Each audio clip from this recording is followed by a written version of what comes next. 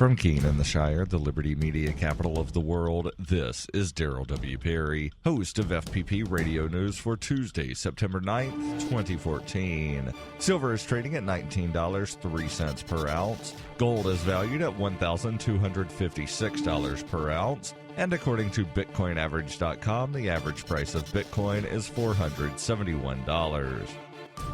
Antiwar.com reports Iraq's parliament managed to beat the September 10th deadline for approving a new cabinet, formalizing Haider Abadi's position as Iraq's new prime minister, replacing Nouri al-Maliki, who will now be one of the vice presidents. The cabinet is only a partial one, with the positions of defense minister and interior minister as yet undecided, and expected to be resolved by next week, with Abadi saying he'd take either the consensus parliament choices or appoint his own. There were no previous interior or defense ministers, as Maliki held both positions for years. As a unity government, Abadi appears to have done a good job spreading out the cabinet positions among the various parties. In addition to getting the deputy prime minister and finance minister spots, Kurdish participation is conditional on the resolution of outstanding disputes over oil revenue sharing, as well as territorial ownership of Kirkuk and other areas surrounding the original KRG territory, which Kurdish Peshmerga fighters have taken in recent months. The unfilled ministries remain hugely important and are likely to be hotly debated among the various factions in the weeks to come, though expect Abadi to keep the two spots, particularly the defense ministry spot, within the Shiite ruling bloc.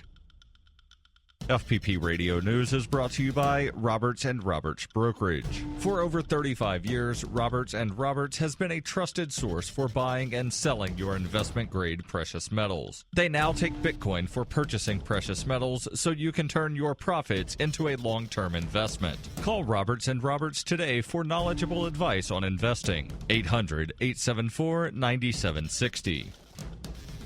Reuters reports Oklahoma plans to have new execution protocols written within the next 2 weeks to correct for the shortcomings exposed in a report last week about the troubled execution of a convicted murderer, according to officials. The prison department aims to have all the recommendations made in the report in place and ready for the next Oklahoma execution, scheduled for November, according to Department of Corrections Director Robert Patton. The report on the April execution said a doctor and paramedic failed nearly a dozen times to place an IV during the execution of Clayton Lockett and were unprepared for how to proceed once the line they secured to deliver the lethal injection began to leak drugs. Department of Public Safety investigators made 11 recommendations to improve the process, including having additional lethal injection drugs on hand, additional training for medical personnel in the death chamber, and leaving the IV area of the body exposed so that it can be monitored. Among the changes underway are a fresh coat of paint for the death chamber, new seating for witnesses, and expanded medical equipment that includes a vein finder and EKG machine.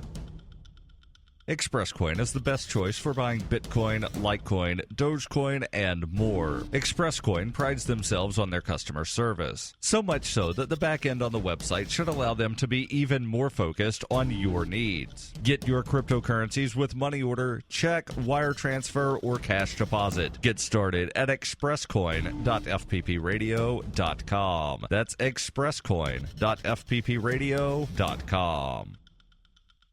The UK Guardian reports Gambia has passed a bill imposing life imprisonment for some homosexual acts, potentially worsening the climate for sexual minorities in a country with one of Africa's most vocal anti-gay leaders. The bill amending the criminal code was passed last month and brings life sentences for aggravated homosexuality, according to minority leader Samba Jallow. The charge is leveled at repeat offenders and people living with AIDS. Jallow said that while his National Reconciliation Party did not condone homosexuality, he voted against the bill with one other lawmaker, saying, "In our view, homosexuals did not commit a crime worthy of life imprisonment or any treasonable offense. Homosexual acts were already punishable by up to 14 years in prison under Gambian law that was amended in 2005 to apply to women in addition to men."